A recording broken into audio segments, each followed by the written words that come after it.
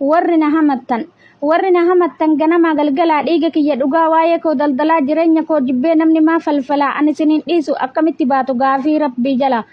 Dhagai hamattuu ani daandii qaba ka irra imaluu kaayyoo jiruu kootii anatu murteessaa maaluma si galchi waa'ee kiyya keessa maaluma si galchi waa'ee jiruu kiyyaa ufiifin jiraadha gaaris ta'ee jaraa akkeetti taatu baay'ee nama raraa foon nama hin nyaatin boru si darara. Anatu siif beeka daandii irra deemtu anas si akeekaa jettee harka naqee waa'ee kiyya keessa kabajaan jiraadha haqa rabbiin cabsuu haqa ilma namaas tokko karaan dabsu.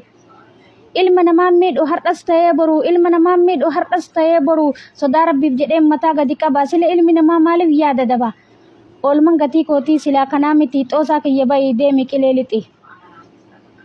Sila ilmi namaa maaf dagata du'aa foon namaa yoo nyaate maaltu jira bu'aan bakka itti galu qabrii isaa dagatee waa'ee namaa qaaqa 50 naqatee jireenya ofii dhiisee kan namaa daldalaa foon namaa sooratu ganamaa galgalaa akkamitti baata.